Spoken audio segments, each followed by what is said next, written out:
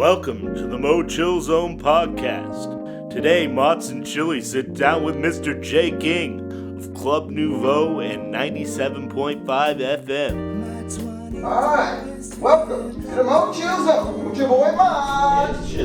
And today I have a very, very special guest, someone that we both grew up with. I especially grew up listening to, going to concerts, Sacramento pioneer, legend, the man himself, Mr. J. King. Please, we appreciate you, sir. Thank you. Thank you.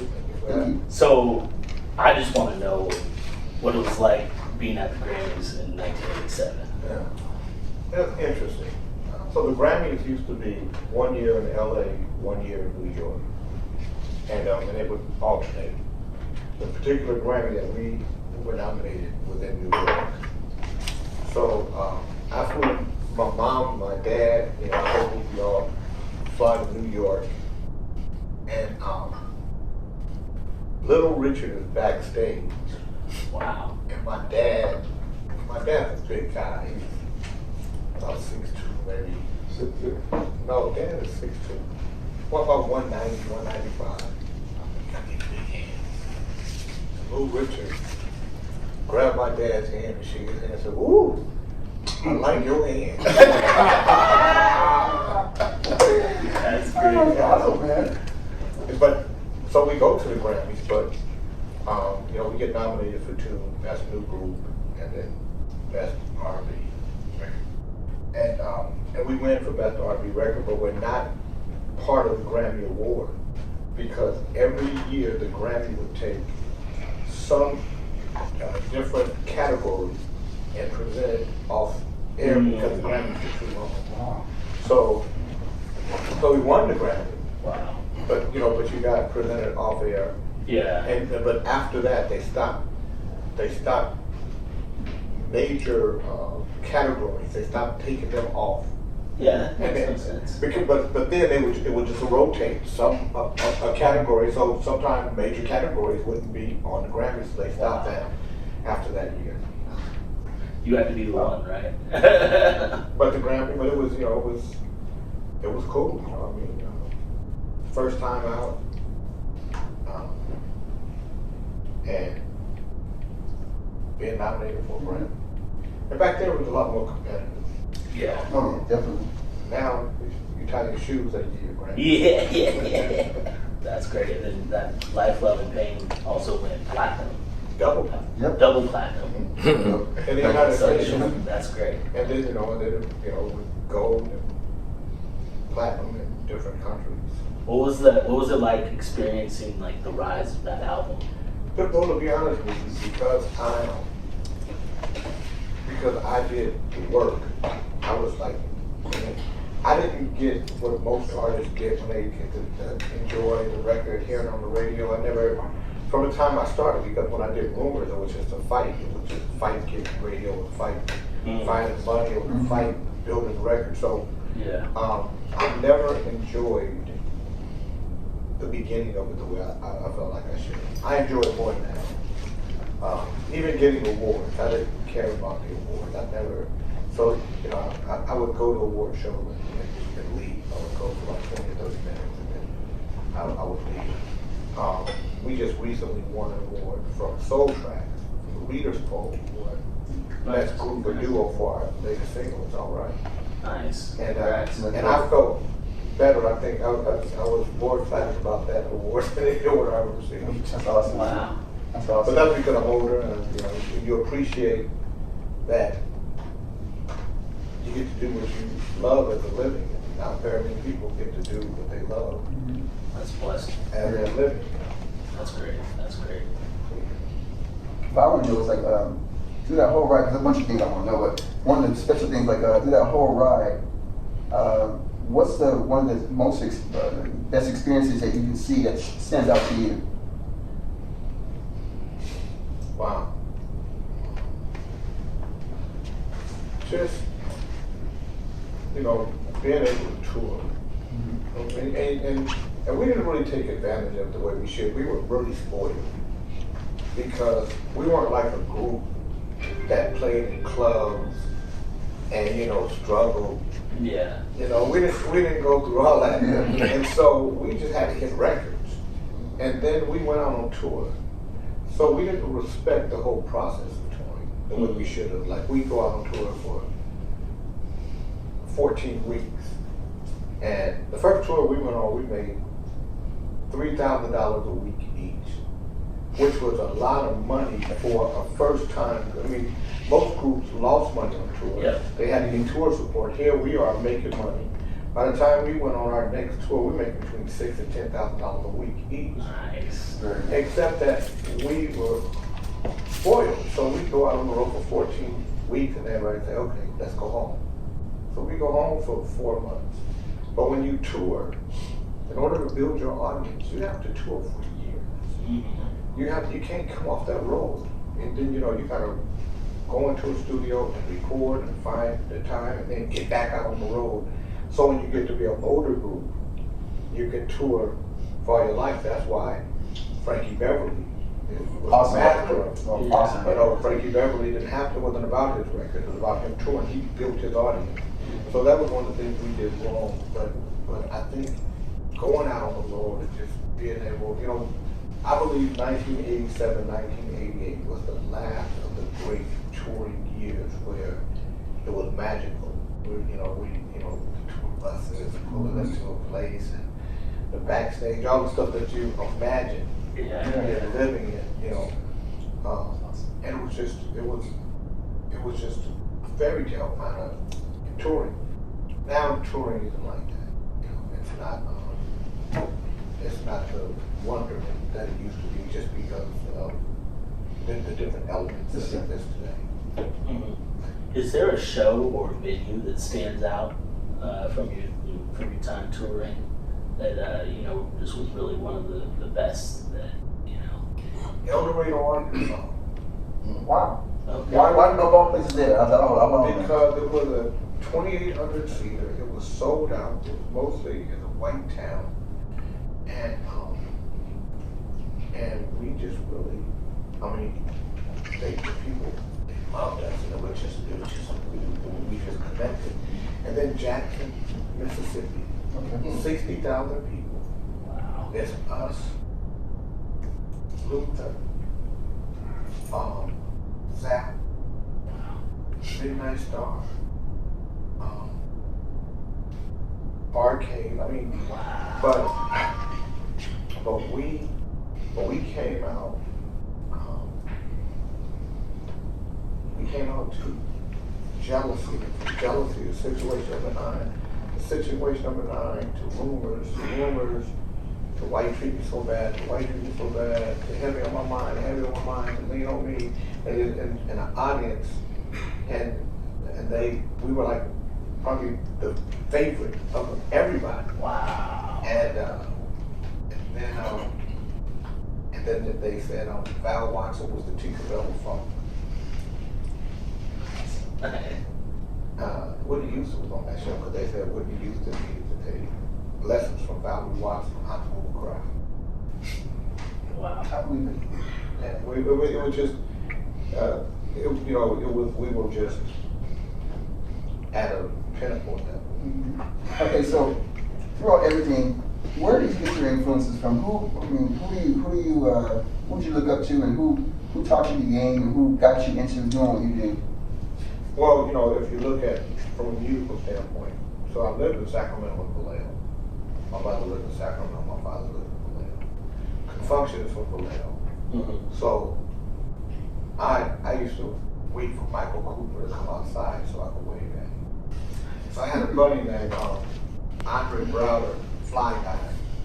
And I would be Michael Cooper, he would be Phelps Pilot, writing you a letter, you say I better write a little more about me. It's my so Michael Cooper and Confunction were obviously influences. The first album I ever received was the Spirit album by Earth, Wind & Fire for Christmas when I was 14, 1976. Nice. And so Earth, Wind & Fire were very instrumental to me.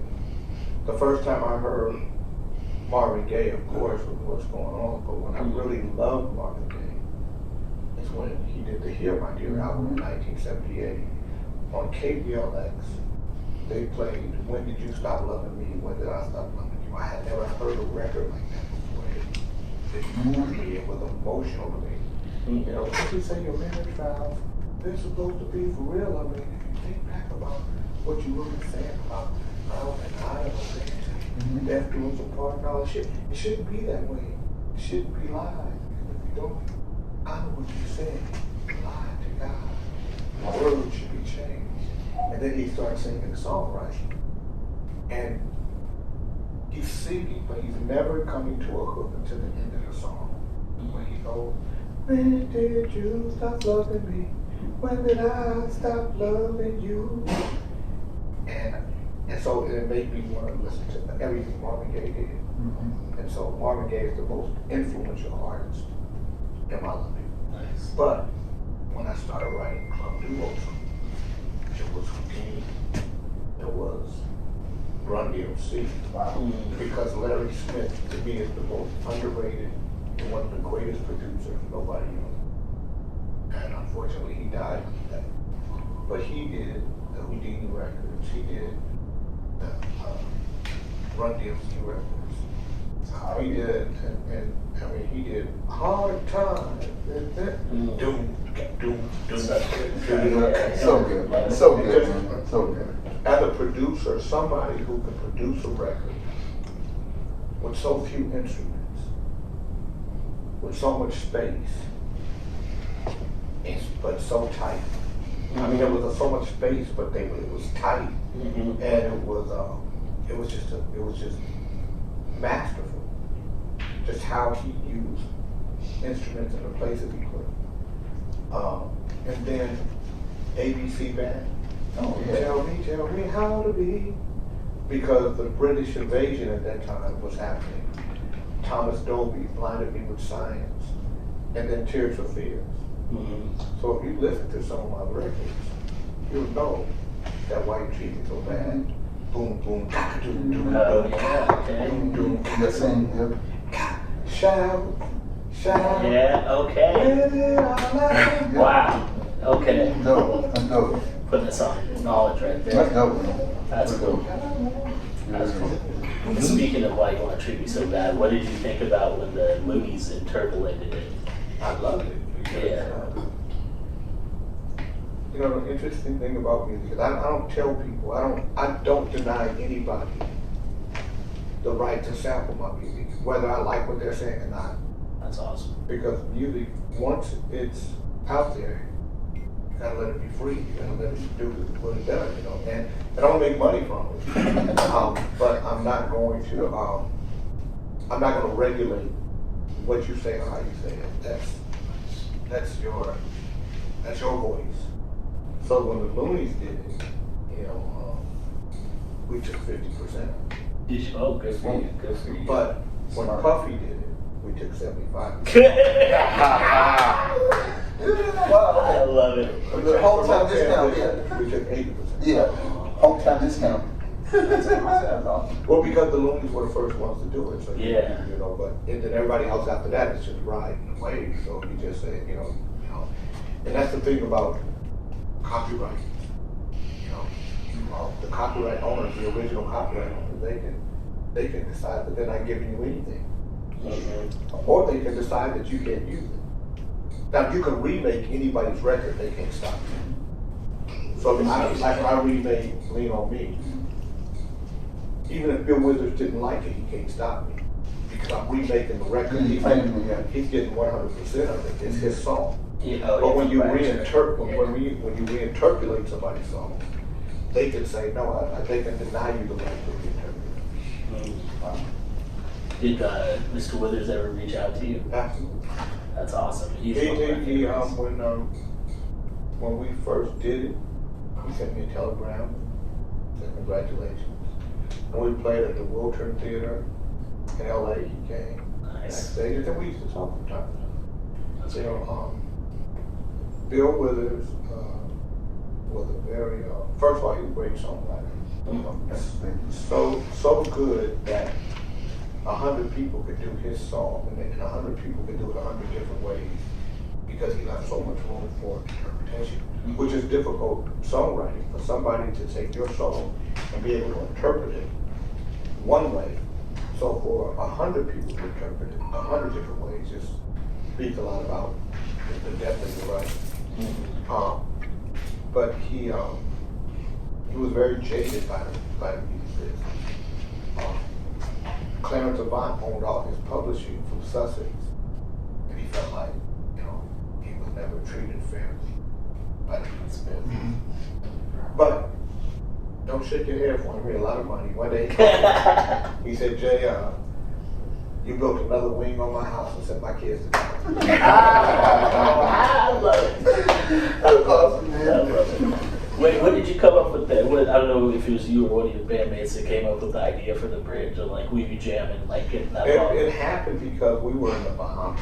Nice. So we were doing dates, and this was before we had any record out. We were actually turning off Rumors and Jealousy. We hadn't released Situation Number 9 yet, but we were doing it on our show. That's how we knew Situation Number 9 was going to be a big record, because by the time we were halfway through the song, people would be singing Situation Number 9, blowing my mind. And so we knew that it was going to be a record. But Jealousy was the record that we were touring with. So we do Rumors, Jealousy, Situation, but not in that order, but and so then we had a break, and we were working on what the record was going to be. We still weren't signed to it, but when we were in Bahamas, they were saying we be John. So we took that, and me and Denny were listening to a lot of go-go records. So during that time, BET at midnight, because it hadn't turned into what it was going to be. In 86, 87, BET, 86, BET was just, they played video, but at night, at midnight, they start playing a lot of go-go music. Okay. So we would go to Tower Records and buy go-go records. So that's what. So if you listen to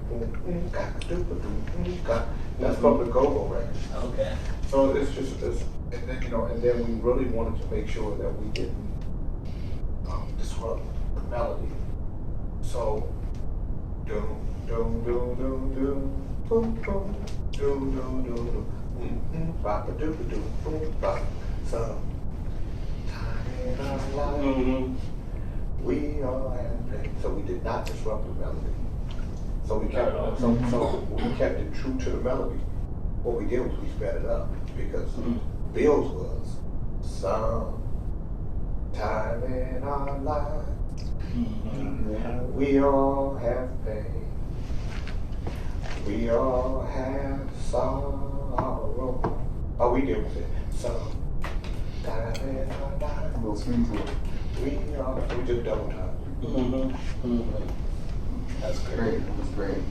Okay, out of all those songs, would you say, what's your favorite song that you've written? That's what I want to know. What's your very favorite song? I'm sure everyone has a favorite that they. Well, I like, but I probably don't like the songs that are the popular songs. I think the better songs that we did are the message song.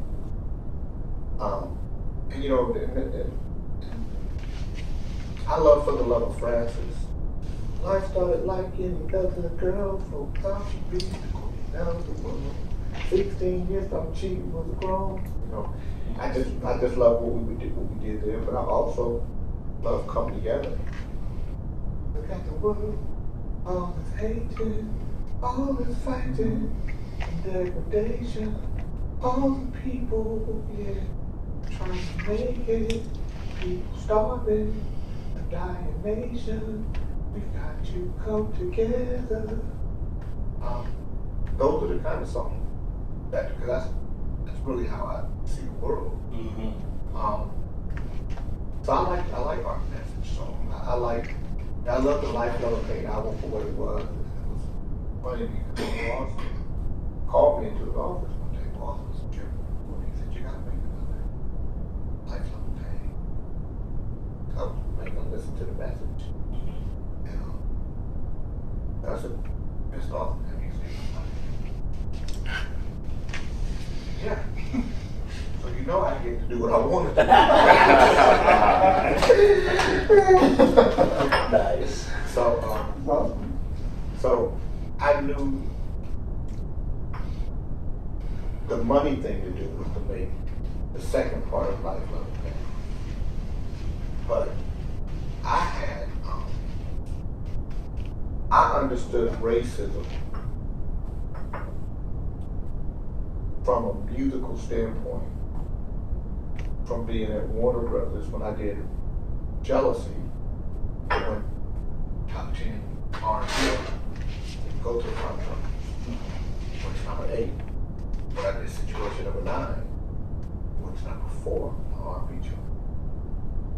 It didn't go pop. When I did Lean on Me, it went to number 1 pop, number 2 on the R&B chart. And then a whole new world into that. Yeah. And so I really wanted to say, fuck you. Sure. And so, but I guess I did in a lot of ways. I didn't do the Madonna tour, even though they flew me in and they said, "Hey, we want you on the Madonna tour." Wow. And but the Madonna tour was going to be in venues that catered mostly to white folks. The ticket price was going to be too high for people that supported me from the beginning. And then there was the way the tour was set up. There was a stage, and there were certain parts of the stage we couldn't use. So I look at this, because we're at SIR Studio, because that's where we have to fly into LA to rehearse. And so they're saying, okay, this is your part of the stage. This runway, you can't use this runway. Mm-hmm. So I'm like, why not? It's right there. That's Madonna's runway. I said, so let me ask you a question. So I get on the stage. I said, let's say I'm right here and I'm doing my show. And then I run up the runway. What y'all gonna do? So I like it. So they say, you got it, this is, you have to agree to this. At the time, the Who's That Girl soundtrack is what I'm working on. So we have a song on that soundtrack. So I have to agree on this day because that soundtrack is going to get mastered that day. So I said, okay, I'll do it. So they mastered the record. But when I got home, sound went to it. So my song made the soundtrack, and I didn't do the tour. Hey! That's awesome, man. I was at the corner, how you look at it, like I said, I think I said F you to them. Yeah, that's a nice way of saying it, I guess. Yeah. You still got paid though, so I mean, made a lot of money from the soundtrack. That's great. That's great. So before we start talking about what you're doing now, I just want to talk to you about your creative process, particularly back with Club Nouveau. How were you writing it and how were you recording? Well, and two parts of that, and by the chance also, what's different then and now? Okay. So then, sometimes I will write with Denny and Tommy. Okay. Sometimes I would write with other people. And then me and Denny and Tommy would sculpt it together, and I would write with somebody else. So Let Me Go, I didn't write with Denny and Tommy, I wrote with somebody else. And then me and Denny and Tommy produced it together.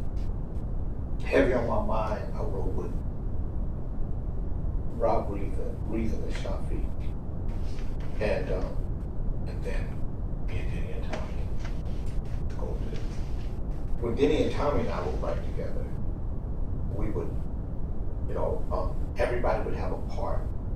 Tommy would, be the chord guy, Danny would be the bass guy, I would be the lyric and the melody. And that's how we would work together. So we worked, but we worked and we had the Mirage, the DX7, the Juno 106, Yep. the Juno 60. We had the Land, the SB12, and an 808 drum machine. Sure. And then eventually we got the emulator, and then the emulator 1 and emulator 2. That's how we wrote. So everything happened there. The only time we used anything outside of what we were doing there is in situation number 9, when we used ding-a-ling-a-ling-a-ling-key, ding-a-ling-a-ling, we got a guitar player to come in there. Everything else we did right On the sets and the drum. and so we would basically scope the track, and then we would go into the studio and lay the tone, and then everything would be sequenced. And so we just did 3 or 4 passes. We'll put all the parts down, and then we start, and then we do the vocals. So then we would do the vocals, the backgrounds, and then we'd fly them in. So what we would do is I would do the vocals, mix the vocals down, so because they would take up all the tracks. Because I'm only doing 24 tracks. Yeah, So sure. when I'm done with 24 tracks, I got 8 to 10 tracks of music, which means I have about 12 tracks of vocals because I got 1 track of tone. So now, so I gotta do those parts. So if I have 12 tracks of vocals, I'm doing 3. Why you treat me so bad? I'm doing 3 of those. Why you treat me so bad? Why you treat me so? So I'm doing then I'm mixing those together, and then I'm mixing them down to 2 tracks, and then I'm taking those 2 tracks and I'm flying them in. So there's a guy that presses record, and I have to press why you treat me so bad. So it's gotta. So you gotta do it right. So that's how we did vocals and stuff, and that's how it was done then. And then you colored everything around it because you only had 24 tracks. Wow. Yeah, I remember the process back And then a 2-inch tape. And then as time went on, by the time you got to the 90s, you started having 48 track because you had they could talk to each other. They had the syncing, so but still 2-inch tape. Now, and then when you mixed it, whatever you recorded, everything, once you was on that board, you had to either finish or you had to leave it as is and come back the next day. So you had to do a buyout on time. So you had to, even if you were in the studio for 16 hours. You had to do the whole other day too. 24, you had to do 24 hours. That day you had to buy that day and then the next day. Today you don't have to do any of that because you got unlimited tracks because everything is digital. Whenever you mix, you can do 100 mixes. Right. And 100 tracks. You can save all of them. You don't have to worry about coming with you because everything is just it's right there. Everything is just where you left it. Exactly. Yeah. So the good part about it is that it's a lot easier process in that respect. But the tough part about it is you're trying to keep life in a track. So guys played, we played some of that stuff.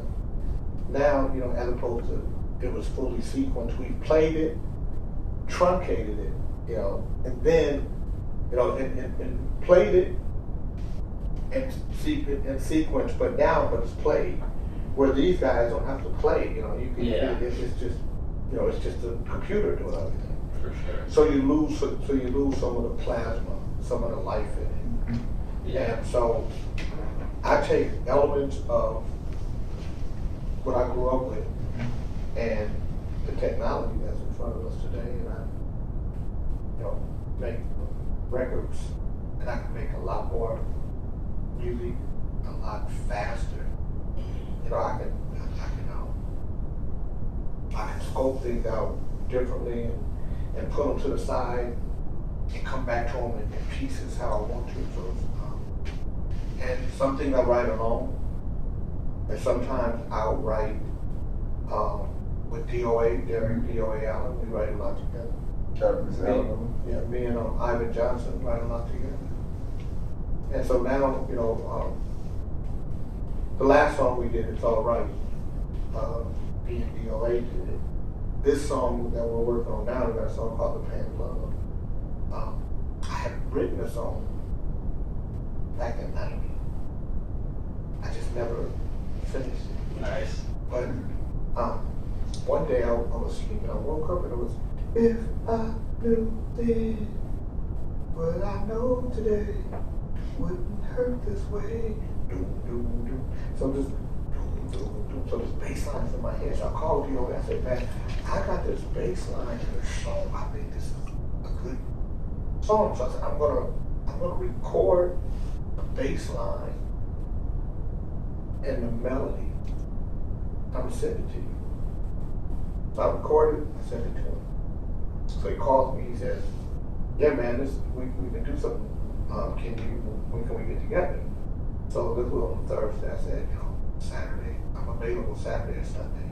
He said, well, let's try to get together on Saturday. So Saturday we go play the bass line. He said, well, what's the guitar? So the guitar is, I give him the guitar line. And then he said, and I said, but you gotta have, this is 808. This has to be the 808, it has to be this. So we just started to scope this out. And so he calls me, he says, man, this song is all you, Jay. And I said, no, we partners. This is me and you. And so I let him, so I said, we're doing this together. And I had written the first verse, so then I called Tears and Jay Ali. So I'm sending you this track. I want you guys to write on it because writing is important financially. And I write everything. I write everything in Club Nouveau. So I said, you know, these guys have been with me since 21. And I just felt like, you know, they should be able to understand how royalties work and make money as writers. So this will be the first song that we all write on together, you know, and hopefully inspire them to want to write. That's great. What's the name of your new group right now? It's Club Nouveau. Still Club Nouveau. Still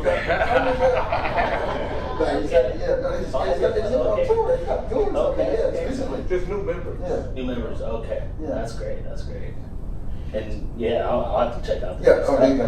It's dope, man. Because you guys were just performing, I think it was like last year, for that. You guys at Thunder Valley. Okay, so that's great. So, okay, now tell us the people about what you're doing now. There's a lot of amazing things you're doing now that people should know about, like around Sacramento, Chamber of Commerce that I hear you're on. There's a lot of great things you're doing. Well, you want to share with the people? So I do a morning show called Kings in the Morning, Monday through Friday, 8 to 10 in the morning. Shout out, by the way. It's my therapy.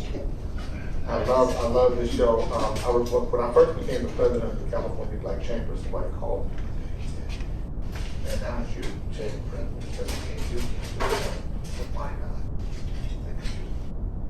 You're the chamber president, do that.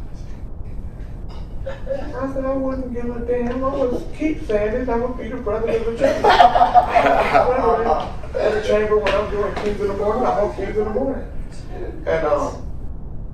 And so, but you know, before I was the president of the chamber, I worked at the radio station as a volunteer. Okay. I came to the radio station because of DOA. I'm living in LA, and he calls me one day and he says, man, we have a black radio station here that don't play no music. Can you believe that? I'm like, how is that? He said, I don't know. I said, who wants it? He said, I don't know. So I called Alan Warren, who was the city council. So I said, why?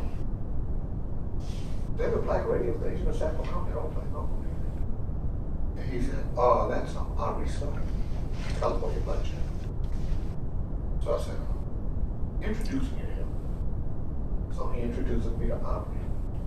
They're out in Rancho Cordova at the time.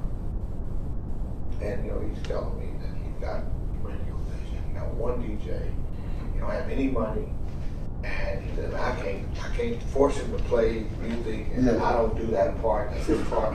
So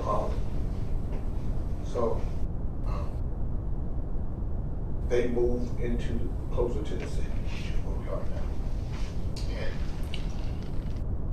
And I say, I'll help you raise money for the station, but you got to play local music. And he said, well, I can't force you to play music. I said, so I'll do a show. Nice. And I'll raise money. Okay, nobody tell me what to do. If I do the show, I'm going to do what I do. That's great. So Marvell Reed, the late great Marvell Reed, station manager, he trained me.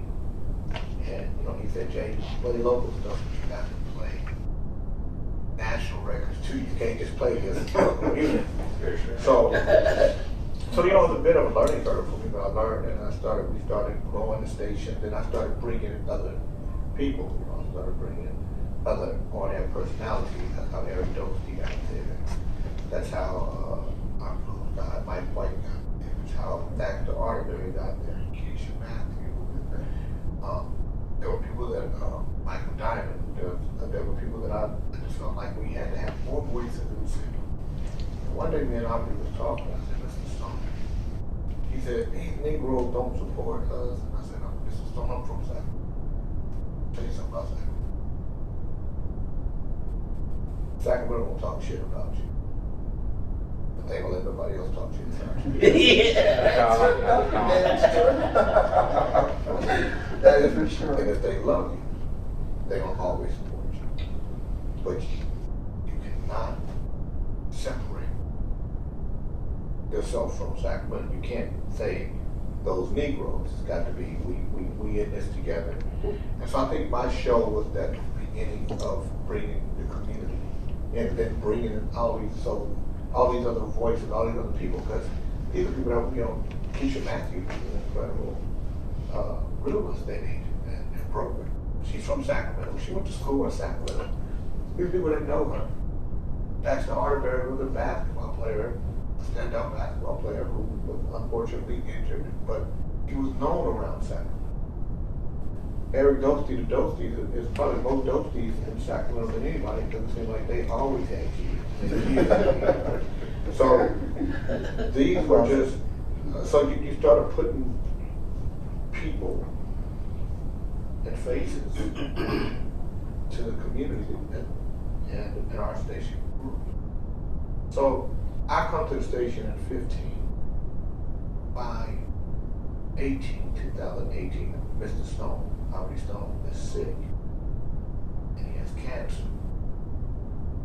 And he suddenly dies. So there are two different factions trying to take over the chamber. And I'm just a guy at the radio station. So I don't care about what the chamber is, because I don't think it does anything personal.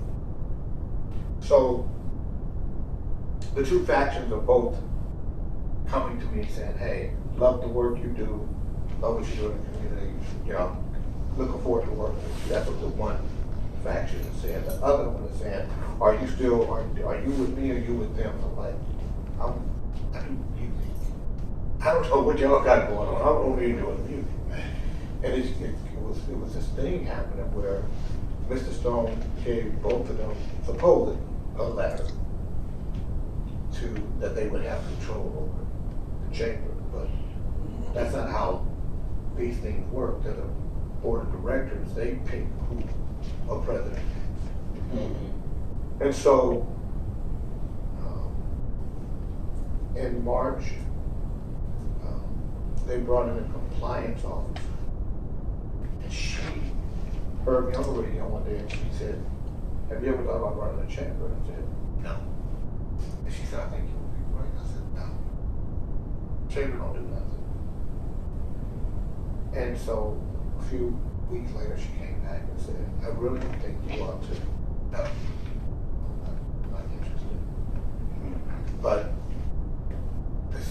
this thing was closing in on us, and then one day she came to me and she said, if you don't take over the chamber, we might close the radio thing. I was like, how? I thought the radio station was separate because one is a foundation, and she's like, they're connected to each other. So in June, I agreed to it. And I just said, I'm going to do it my way. I don't think the chamber does anything. And if I'm going to be here, it's got to be functional. And I started putting people around that I trust. That's how we became the chamber we are now. Everybody, you know, has people that believe in the mission. And That's great. And so, you know, we represent the state. So we're not just doing work here in Sacramento. We just are housed here. Yeah. But right now, our big work is in Southern California. You know, so we have a satellite office there. The person who works for us there is dealing with all of the mayhem out there. You know, our voice is involved with some of the solutions that are being bandied about. Yeah.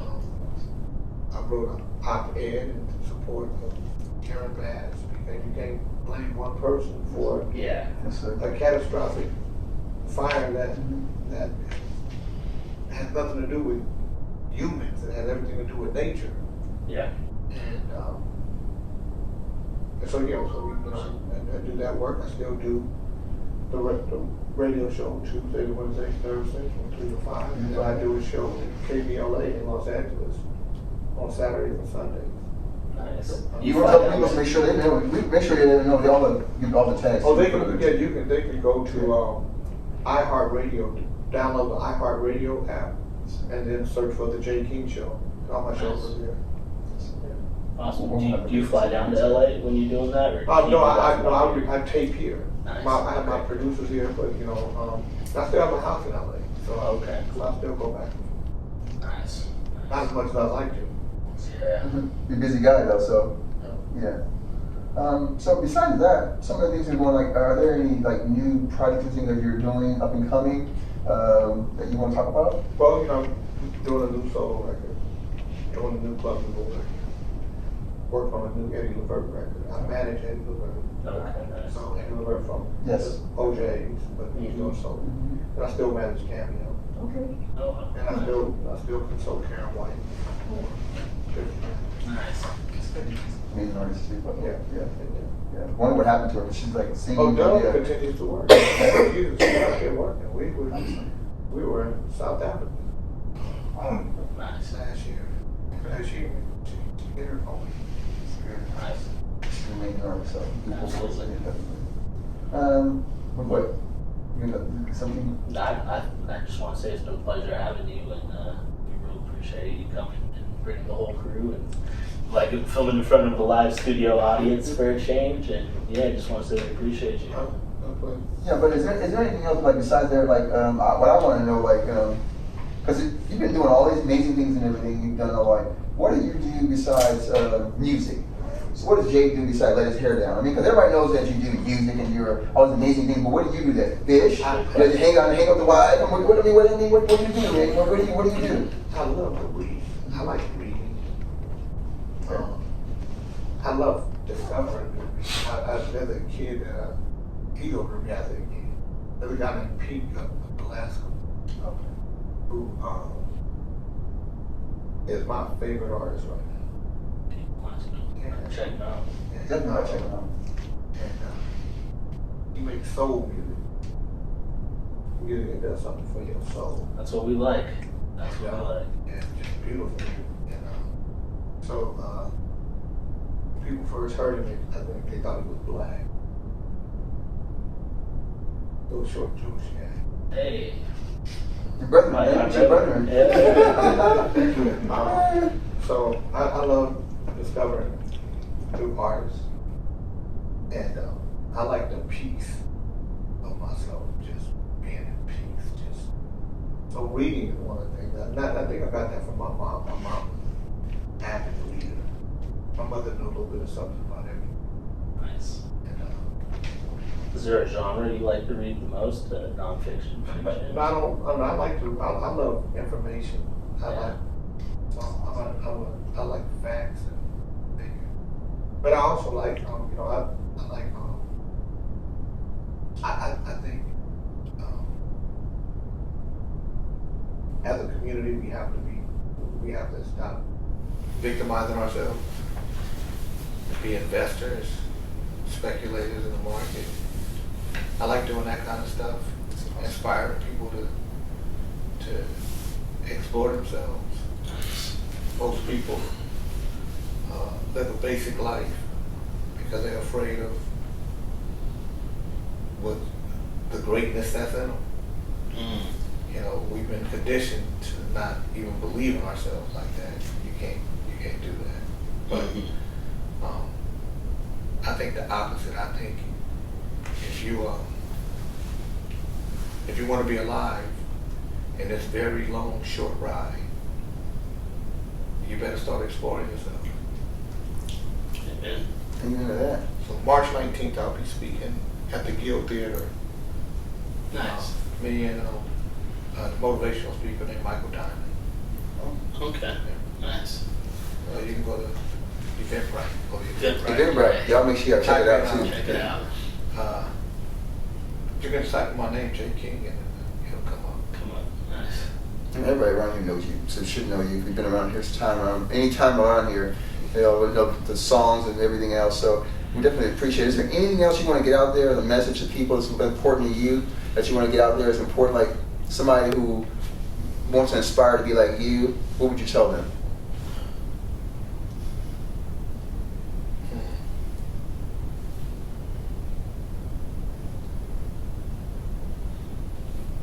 Don't be afraid of possibilities. Explore them.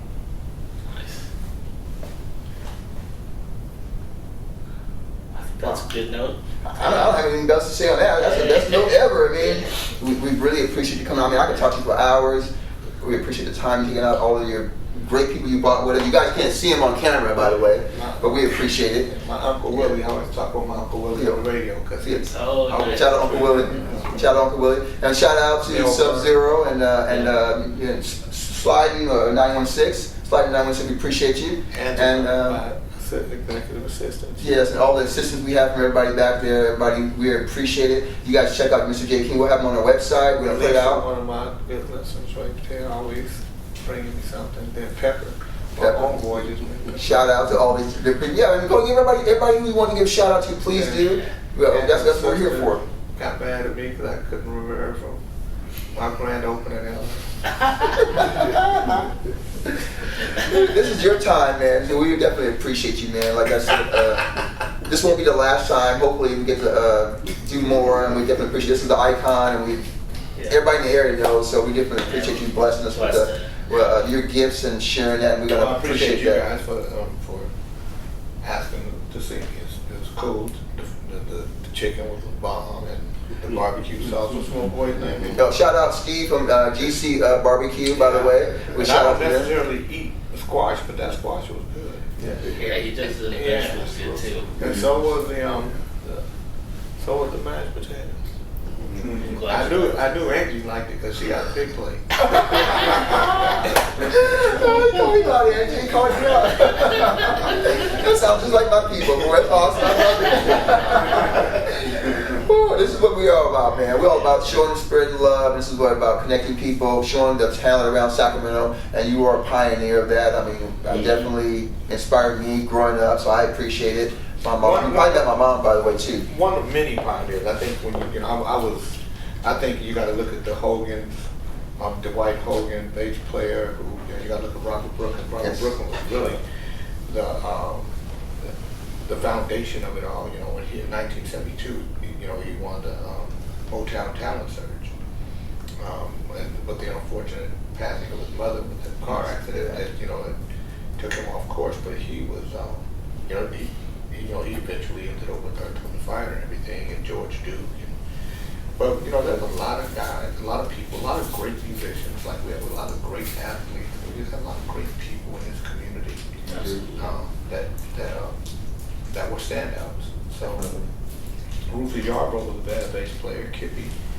Kippy Dumas played guitar. You had a lot of Brett McClellan was a great trumpet player. So you had some real cool cats even before me.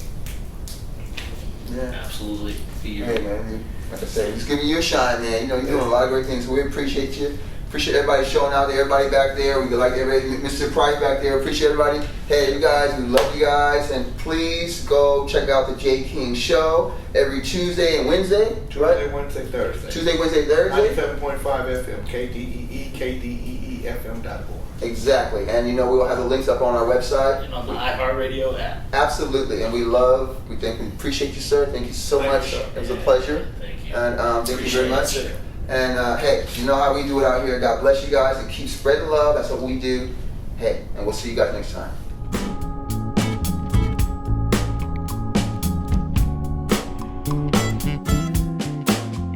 My emotions started running the moment I saw you. My heart was jumping, I could not function 'cause of you. Your gaze has had me.